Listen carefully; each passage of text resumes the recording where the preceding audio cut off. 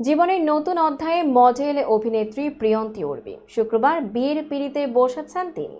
সামাজিক যোগাযোগ মাধ্যমে এক পোস্টে বিয়ের বিষয়টি নিশ্চিত করেছেন প্রিয়ন্তী নিজেই। জানা গেছে, প্রিয়ন্তীর স্বামীর নাম সালমান আহমেদ। বর্তমানে দেশের একটি জাতীয় দৈনিকের বিপণন বিভাগে কর্মরত তিনি।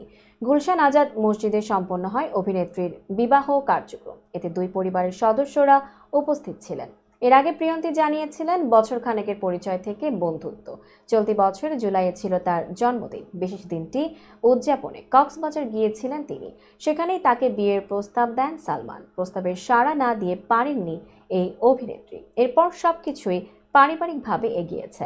শুধু অপেক্ষাটা ছিল বিয়ের, সেটাই বছর শেষ হওয়ার আগে সম্পন্ন হলো। প্রসঙ্গত, প্রিয়ন্তী উর্বি ঢাকা বিশ্ববিদ্যালয়ের আন্তর্জাতিক সম্পর্ক বিভাগে স্নাতক সম্পন্ন করেছেন। এরপর 2019 সালে মিস ওয়ার্ল্ড বাংলাদেশ প্রতিযোগিতার মাধ্যমে বিনোদন অঙ্গনে পা রাখেন। একই বছর একটি তেলের বিজ্ঞাপনের মাধ্যমে প্রথম ক্যামেরার সামনে দাঁড়ান তিনি। এরপর থেকে নিয়মিতই কাজ করছেন একাধিক নাটক ও ওয়েব সিরিজে।